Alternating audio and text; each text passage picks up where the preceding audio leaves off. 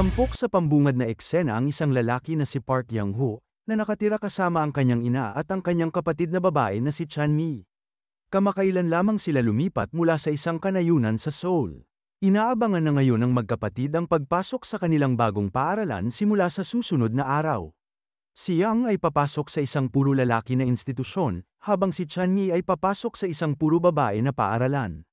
Sa kanyang pagpunta sa paaralan, si Yang ay nakatagpo ng isang gang ng mga bully, na pinamumunuan ng isang estudyante na si Yang Kitae, na inaatake ang kanilang inosenteng kaklase na si Jansu. Kinumpiska pa nila ang kanyang baon na para sana sa kanyang mga libro. Sa kabila ng mga nasaksihang ito ay pinili ni Yang na huwag makialam, dahil ayaw niyang magkaroon ng gulo sa kanyang unang araw. Maya-maya sa paaralan, si Yang at ang kanyang gang ay muling lumapit kay Jansu at tinanong kung iniulat niya ang nangyari sa mga awtoridad ng paaralan. Nang sinabi nito na hindi ay binalaan ni Yang ang buong klase mula sa pagsasalita laban sa kanila. Habang nangyayari ang lahat ng ito, tinitigan ni Yang si Kitae nang walang anumang takot sa kanyang mukha. Dahil sa inis ay binalaan siya ng lider ng gang na ayusin niya ang kanyang ikinikilos kung gusto niyang manatiling nakatayo. Pagkaalis ng gang ay iminungkahi ni Jansu kay Yang na iwasan si Kitae. Nagkausap ang dalawa at napagtanto na sila ay magkaibigan pala noong elementarya. Maya-maya habang naglalakad si Yang pauwi ay napansin niya ang isang boxing training center. Dahil naiintriga, pumasok siya sa loob kung saan nakilala niya ang may-ari na isa ring boxing coach. Ipinahayag niya ang kanyang interes sa boxing, kaya hiniling sa kanya ng coach na kumpletuhin ang mga tanong sa papel at simulan ang pagsasanay sa susunod na araw. Gayunpaman ay nais ni Yang na magsimula kaagad, dahilan para italaga siya ng coach sa isang pangunahing ehersisyo gamit ang mga tali. Kinagabihan ay nag-aalala si Yang dahil hindi pa umuwi ang kanyang kapatid. Tumawag siya sa kanyang kapatid para tanungin kung nasaan siya ngunit hindi nito pinapansin ang kanyang pag-aalala at patuloy na nagsasaya kasama ang kanyang bagong kasintahan sa isang club. Sa inis ay nagpasya si Yang na lumabas upang hanapin ang kanyang kapatid, at habang naglalakad siya ay nadatnan niya si Kitae at ang kanyang kaibigan na nagsasaya kasama ang kanilang mga kasintahan. Inanyayahan siya ni Kitae na sumama sa kanila at tinanong ang kanyang pangalan. Nang magpakilala si Yang ay agad siyang naalala ni Kitae bilang kanyang kaibigan noong bata pa sila. Pagkatapos ay tinanong siya ng leader ng gang tungkol sa kanyang mga magulang, kung saan sinagot ni Yang na pinatay ng kanyang ama ang kanyang sarili matapos mabangkarote. Sa kabila ng nakakalungkot na balitang ito ay nagsimula siyang pagtawanan ng mga bully, na nag-udyok sa kanya na maging hindi komportable at umalis na lamang. Pagkaraan ng ilang sandali, nakita ni Yang ang kanyang kapatid kasama ang kanyang nobyo kaya pinauwi niya ito agad. Kinabukasan pagkatapos ng klase, inimbitahan ni Yang si Jansu sa kanyang lugar upang tulungan siyang mag-aral ng matematika gayunpaman, nainip sila at nagpasya silang kumain muna. Habang kumakain ay tinanong ni Jansu ang dahilan kung bakit gustong-gusto niyang mag-aral ng matematika, na sinagot ni Yang na iyon ang kagustuhan ng kanyang ama. Sa ibang lugar, si Kitae at ang kanyang mga kaibigan ay makikita na nagsasaya sa isang bar, ngunit ang kanilang masayang oras ay ginulo ng isang grupo ng mga senior na estudyante na pinamumunuan ng kalbo na si Chunhil. Sa takot ay agad na umatras si Kitae at ang kanyang mga kaibigan dahil ayaw nila ng gulo. Kinabukasan sa paaralan ay muling ginulo ng mga miyembro ng gang ni Kitae si Jansu, ngunit nang kukunin na nila ang kanyang pera ay pumasok si Yang at hiniling sa kanila na umalis. Ang mga bully ay nagpatuloy sa pag-atake kay Yang, ngunit ang ating bida ay nagawa silang talunin hanggang sa makialam si Kitae. Nagbigay siya ng isang huling babala, na sinasabihan si Yang na huwag manghimasok sa kanyang negosyo, kung hindi ay gagawin niyang impyerno ang lugar na ito para sa kanya. Pagkaalis ng gang ay nilapitan si Yang ng isa pang estudyante na si Sang-won, na pinupuri ang kanyang katapangan at sinabi nito na ito ang unang pagkakataon na may tumindig laban sa mga bully. Sa ibang lugar, pinagalitan ni Kitae ang kanyang mga miyembro dahil sa nakakahiya nilang pagkatalo. Iminungkahi ng isa sa kanyang mga kaibigan na gumanti sila kay Yang upang mapanatili ang karangalan ng kanilang gang, gayunpaman ay nananatiling tahimik si Kitae, marahil dahil ayaw niyang kumilos nang hindi nag-iingat. Pagkatapos ng klase ay naglalakad si Yang pauwi nang muli siyang lapitan ni Sang-won at ng kanyang kaibigan na si Hakso, inanyayahan nila siya sa isang pagdiriwang para sa kanyang katapangan. Pagkatapos magsaya ng ilang oras sa isang restaurant ay dinala sila ni Yang sa gym. Habang naruroon ay ibinunyag niya sa kanila na talagang natatakot siya kay Kitae dahil palagi siyang binubuli nito noong bata pa sila gayunpaman, Tiniyak sa kanya ni Sangwon at Hakso na hindi na siya mahina at tiyak na makakaya na niyang talunin si Kitae. Sa susunod na eksena, makikita natin si Chunhil na binubugbog ang mga miyembro ni Kitae para sa kanilang kakarampot na koleksyon ng pera.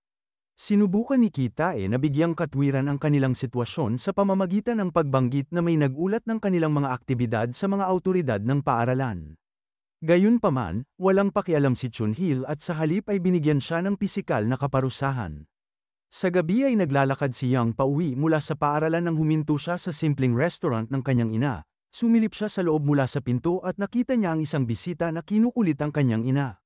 Malinaw na nagalit si Yang, ngunit nagpasya siyang huwag makialam gaya ng ipinangako niya sa kanyang ina na hindi siya magdudulot ng anumang uri ng kaguluhan. Kasunod nito ay pumunta siya sa boxing center, nagbabalak na ilabas ang kanyang galit sa pagsasanay. Hiniling niya sa coach na payagan siyang sumama sa sparring, at kalaunan ay nakipaglaban siya sa isang kapwa-estudyante. Gayunpaman, si Yang ay madaling natalo sa laban. Pagkatapos ng laban habang siya ay nakaupo mag-isa, siya ay nilapitan ng kanyang coach at hiniling sa kanya na huwag panghinaan ng loob dahil ang kanyang nakalaban ay isang atleta na boksingero. Maya-maya, pauwi na si Yang nang makita niya ang kanyang kapatid na sinasalakay ng isang lalaki na nagngangalang Jongho, at dahil sa galit ay agad niyang sinuntok ang lalaki. Gayunpaman ay sinigawan siya ni Chanmi para sa pakikialam sa kanyang buhay. Ipinahayag nito ang kanyang inis tungkol sa kung paano niya kinokontrol ang kanyang buhay tulad ng ginagawa ng kanilang ama. Kinabukasan ay tinarget ni Kitae at ng kanyang grupo ang isang mayaman na estudyante at humingi ng pera sa kanya. Dahil dito, ang inosenteng lalaki ay nagnakaw ng pera mula sa petakan ng kanyang ina at ibinigay ito sa gang. Samantala, inanyayahan ni Sangwon at Hakso si Yang na huwag pumasok sa klase at manigarilyo sa likod ng paaralan. Sa panahong ito ay tinanong sila ni Yang kung saan nanggaling si Jongho, na kinilala nila bilang isang nangungunang bully mula sa ibang paaralan. Pagkatapos ay isiniwalat ni Yang kung paano niya ito sinuntok kagabi dahil sa pananakit sa kanyang kapatid. Si Sangwon at Hakso ay namangha sa kanyang katapangan at hinihikayat siyang panatilihin ang kanyang katapangan. Pagkatapos ng mga klase habang pauwi si Yang, nilapitan siya ng kasintahan ni Kitae na si Haijin, na inalok siya na maglakad sila pauwi ng magkasama. Sumang-ayon ang huli, ngunit hindi nagtagal ay nakasalubong nila si Kitae at ang kanyang barkada. Galit na galit si Kitae na makita ang kanyang kasintahan kasama si Yang, kaya tinawag niya ito at hinalikan sa harap ng lahat. Mukhang sinadya niya ito para ilayo si Yang sa kanyang babae. Isang hapon habang naglalakad sa isang eskinita, biglang hinarang si Yang ng isang grupo ng mga bully mula sa ibang paaralan. Agad nilang inilunsad ang mga pag-atake sa kanya para gumanti sa ginawa niya kay Jongho noong nakaraan. Sinubukan ni Yang na lumaban ngunit siya ay nabigla dahil marami sila, na naging dahilan upang siya ay magulpi. Hindi nagtagal, dumating sina Sangwon at Hakso sa eksena at sinimulang bugbugin ang mga salarin. Pagkatapos ang tatlong magkakaibigan ay nagtulungan laban sa mga bully at nagawa silang talunin. Dahil sa pangyayaring ito ay napagtanto ni Yang na hindi pa sapat ang kanyang lakas para harapin ang mga bully ng mag-isa. Bilang resulta, nagpasya siyang sanayin ang sarili ng mas mahirap para hindi na niya kailanganin ang suporta ng sinuman para ipagtanggol ang sarili. Mula sa sandaling yon, inilaan ni Yang ang karamihan ng kanyang oras sa mahigpit na pagsasanay sa boxing center. Isang araw pagkatapos ng klase, makikita si Yang at ang kanyang tatlong kaibigan na kumakain sa labas ng convenience store. Ang kanilang pagsasaya ay biglang naputol dahil kay Kitae at ng kanyang mga katropa. Ipinahayag ni Kitae ang kanyang pagkadismaya kay Yang, na sumikat dahil sa kanyang katapangan laban sa mga bully. Sinubukan ni Sangwon na makipagtalo, ngunit ang galit na si Kitae ay ibinato ang inumin sa kanyang mukha. Sa kabila ng kaguluhang ito ay pinili ni Yang na huwag lumaban at lumayo, kasama ang kanyang mga kaibigan. Nang maglaon, habang sila ay nakaupo sa isa pang restaurant, tinalakay ng grupo ang mga estratehiya para mapabagsak ang mga bully. Gayunpaman, mukhang hindi interesado si Yang sa lahat ng ito, na nag-udyok sa kanya na umalis. Sa kanyang pag-uwi, muli siyang nilapitan ni Haijin, na nagyaya sa kanya na kumain. Sa kabila ng kanyang pag-aatubili, kahit papaano ay nagawa siya nitong hikayatin na samahan siya. Kasunod nito ay nag-enjoy silang dalawa sa masarap na street food sa kasabay na umuwi. Bago sila maghiwalay ay kumilos si Haijin sa pamamagitan ng paghawak sa kanyang kamay at paghalik sa kanyang labi. Nang tanungin kung bakit niya ginawa yon ay sinabi ni Haijin na nagsimula na siyang magkagusto sa kanya. Gayunpaman, Hindi gaanong pinansin ni Yang ang kanyang mga sinabi at umalis na lamang. Dumaan siya sa restaurant ng kanyang ina at napansin niyang ginugulo na naman siya ng parehong lalaki.